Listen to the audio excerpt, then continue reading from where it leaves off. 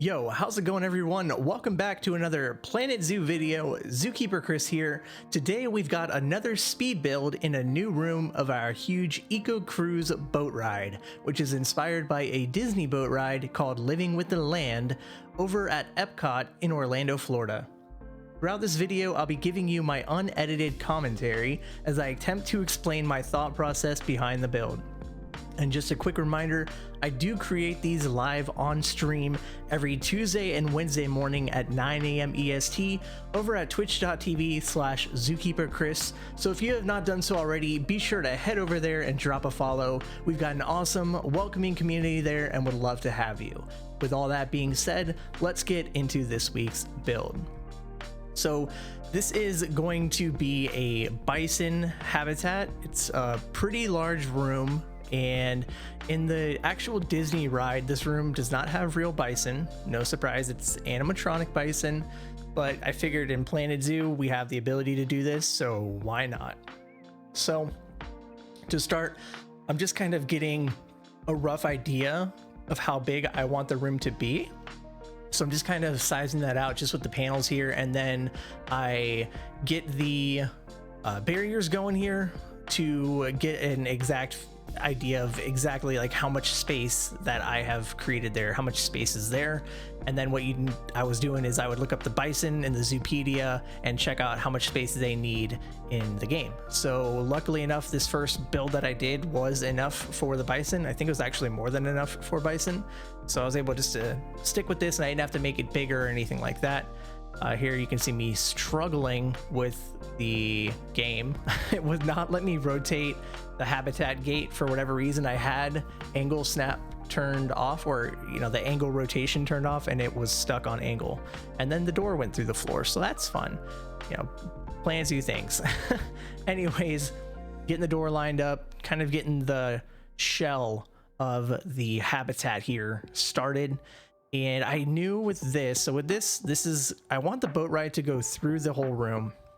Now the problem with that is the keepers will not go through water to clean up after the animals. They're not going to go through the water to fix any enrichment, to replace any enrichment. And to be honest, it's kind of how it would be in real life. We're not going to have a display in real life that zookeepers have to trek through water every day to replace enrichment. They're going to probably have a bridge. Now, this bridge that I'm making here is definitely not safe for real life. There'd probably be some sort of a handlebar or something so they don't slip and fall. But luckily in Planet Zoo, the inspectors don't care at all about employee safety. They only care about the animals. So this is what we went with. I actually found out that the zookeepers in game can walk over rocks. So I spent a good amount of time building this rock structure here, this rock bridge, to let the zookeepers travel over the waterway and get over to the other side to do anything that they might need to do inside of the habitat. So I did speed this up quite a bit. It took a pretty long time doing this, and mainly it's just because whenever I'm doing rock builds, and I would suggest this too, if you're doing anything with rocks, flip over rocks, see what they look like underneath from the side. Just do a lot of rotating and you'll kind of see, like right there, I just flipped that one over and realized it looked way better and worked way better for what I was trying to use it for there. But I definitely recommend spending a good chunk of time just rotating rocks and seeing how they look underneath and from the side. We only have so many rock pieces in the game, obviously, but once you rotate them around, it feels like you have way more options than what you might see at first glance. So anyways, working on that here with this big rock bridge, spent a good chunk of time doing this, and you'll see in a bit the chance comes up to test it. And it's always fun to test something that you've been working on for so long and it's actually functional. One thing with anything that I build in the game, I always try and have it be functional. I don't think I've ever built something that's not functional in the game for either animals or zookeepers or the guests, because I feel like whenever you're building in Planet Zoo, there's kind of two ways to go about a build. You can create something that's really cool looking, but it's more of like an art piece. It's not functional at all. Animals can't do anything with it. Keepers can't do anything with it. It's just more of an art piece inside of the game. And then there's the other side of it where whatever it is actually functional people can walk over it, the guests can walk over it, and keepers might be able to walk through it and use it, and animals can use it. So I always try and make my things more functional. So here we're trying to get the zookeeper into the habitat and see if it can actually walk over the bridge. So I've got a croc in here just to give the zookeeper something to do and have a reason to go refill that enrichment on the other side of the water. And then you'll see really quickly here that I made a mistake and didn't realize that to the left here, there it is, there's actually a little land bridge. So once the keeper was on the other side, I just made a big ugly boulder barrier, and the keeper used the bridge that we made. So that was a super big sigh of relief. It's always nice spending hours working on something. I don't know if I actually spent hours working on this bridge, but spending a good chunk of time working on something, it's always nice seeing that it's actually functional, because I really wasn't sure. There's no way for you to check and see if a zookeeper can walk over it. It's not, you can't do like a heat map like you can do for animals, where you can see if it's traversable or not, which would be kind of a cool idea. Plans, you should totally do that. Let us click on a zookeeper and then bring up a heat map and see if they can walk the pathway or whatever we have in there. That'd be sweet. Don't know if it's possible, but anyways, yeah. So you just kind of had to build it all and then just test it. I wasn't sure if the incline was going to be too much or anything like that. So from here, we're just trying to make a shelter for the bison.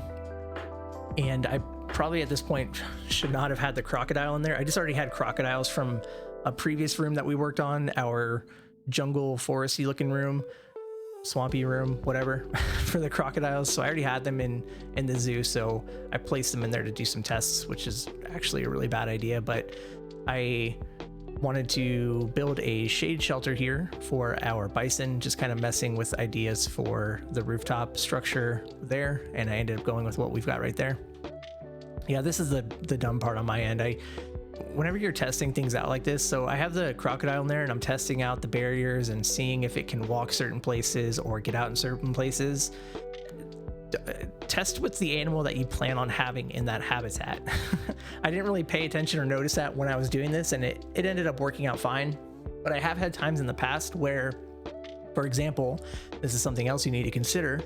I built a habitat and I tested it out and it was fine for the adults. There was nowhere that the adults could escape from, but guess what? The babies could escape.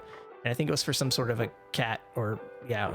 Anyways, test it for the babies too. If you can, get a baby inside of the habitat and bring up your heat map and see if the babies can escape, because babies and adults, two separate sizes, two separate abilities. Sometimes the adult can't escape somewhere, but a baby can. They're tricky and they will. Just like in real life, if there's a spot an animal can escape a habitat, they more than likely will. So here we're working on the rooftop, and I didn't want it to be a completely dark room. I wanted it to be a little more realistic, I guess. I don't know. I just wanted some light shining through. I figured grasslands this is kind of like North American grasslands for bison displays, so figured the light shining in would be really important and would really add a lot to this room here. So we just went with a big, huge opening, a giant skylight here, and a little bit later we'll probably make that a bit bigger.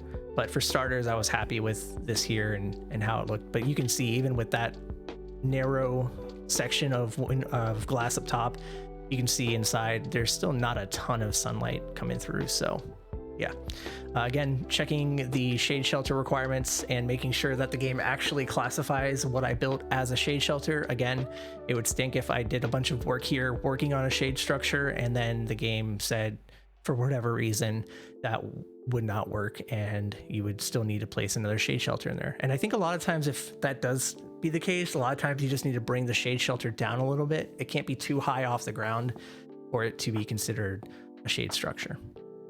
So from that point, now the shade structure is pretty much all set and good to go, we start working on some supports here for the structure or for the bridge that we worked on earlier. First priority was just getting the top of the bridge lined up and make sure that that was functional and the zookeepers could walk over it without any issues. And then the second part of working on this bridge here is making it look more realistic, making it look like it has support underneath.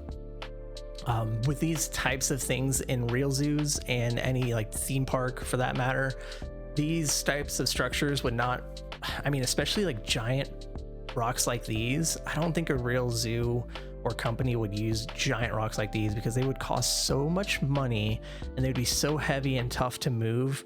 A lot of times zoos and other facilities, they're going to use a material that's more like a foam. It's a really hard foam and it looks like the real thing, but it's so much lighter and so much cheaper to bring in and work with.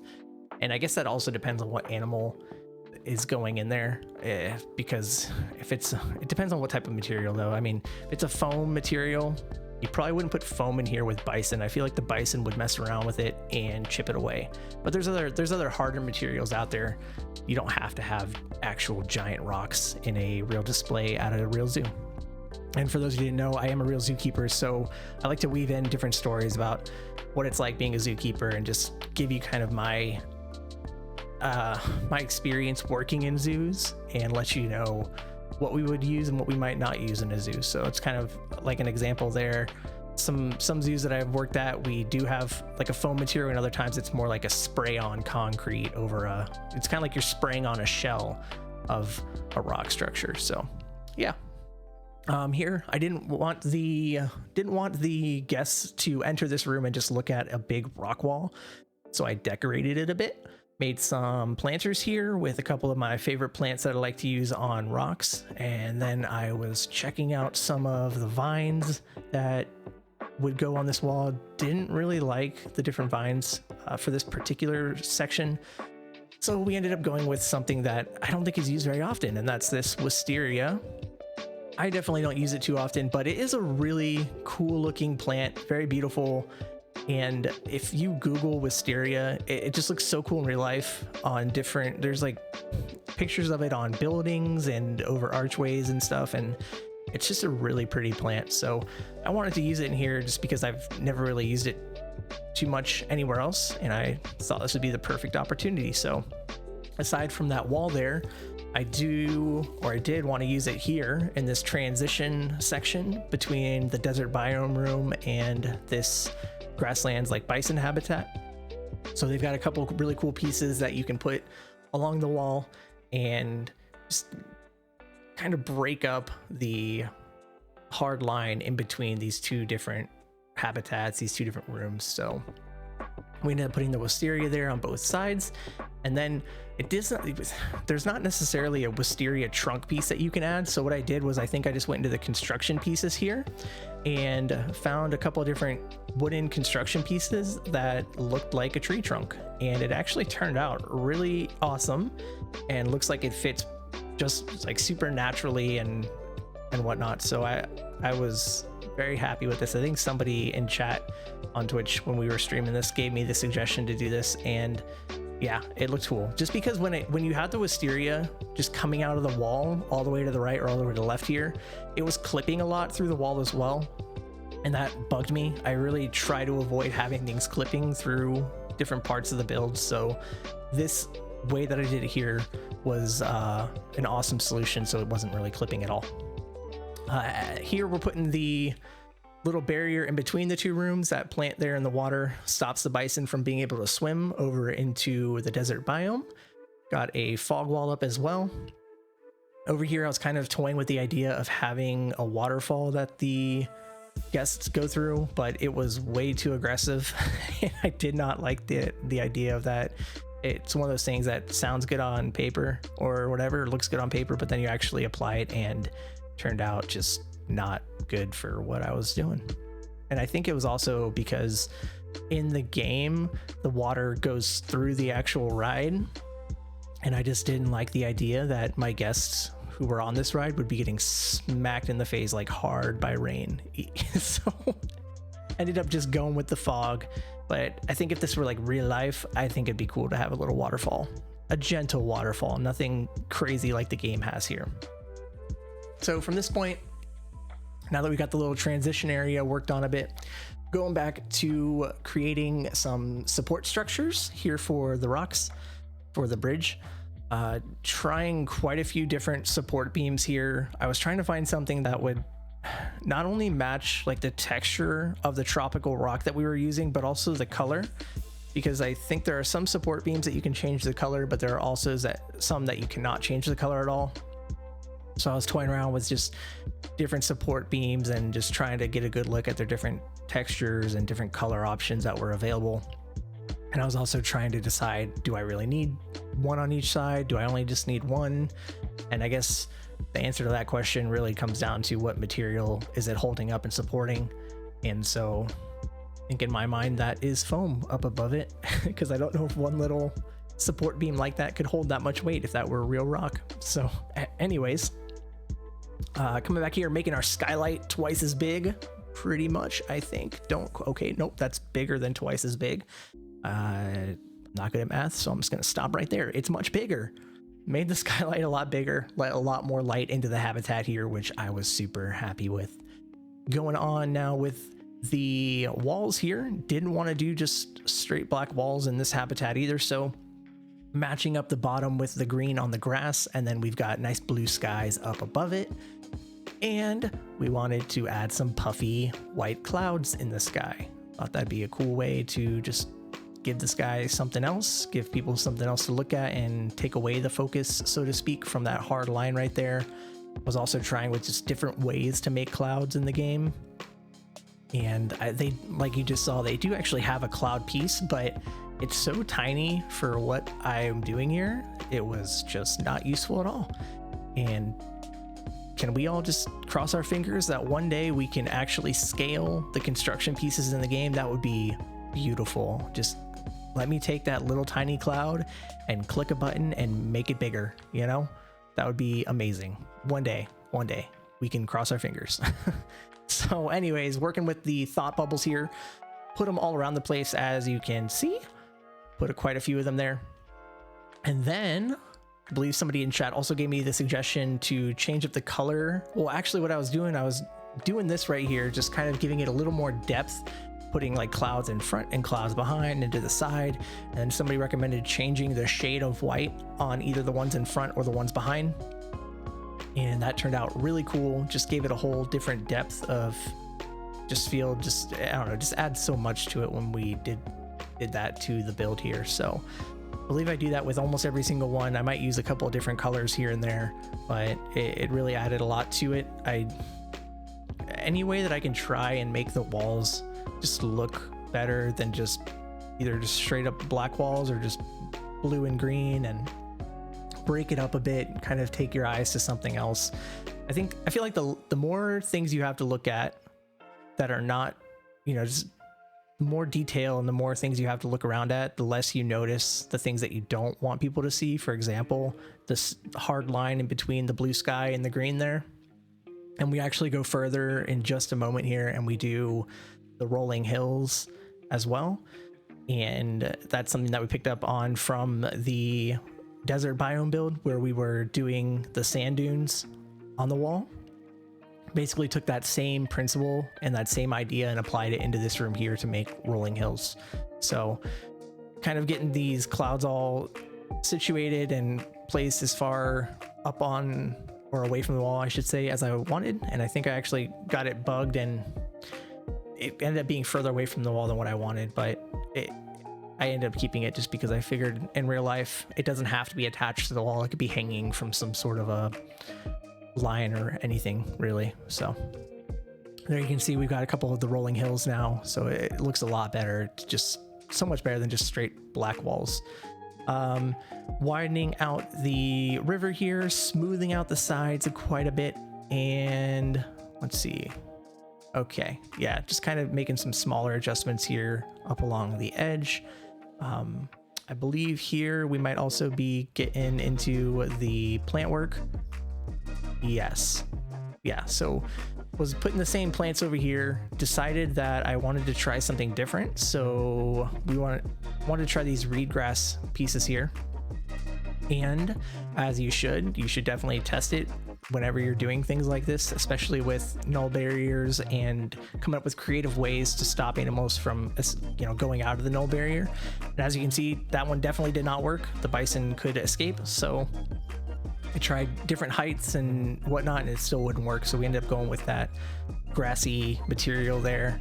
I can't see exactly what that is. And just a lot of tweaking and making it taller, making it shorter, you know, widening out up until there when the bison can no longer get out.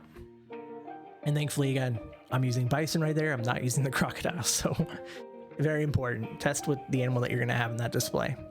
Kind of placing in some of our plants at the bottom of the river here, just to make it a little more realistic as well.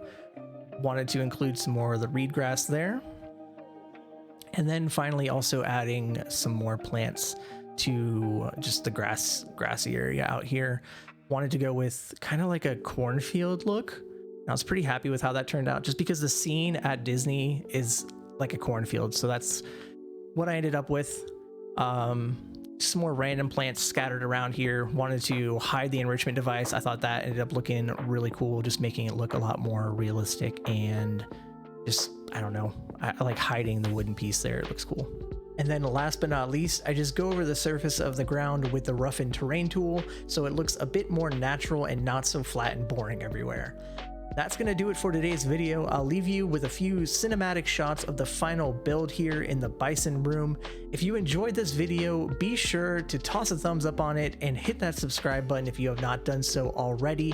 We upload Planet Zoo videos every week. And with that being said, we'll see you next time, and as always, stay wild.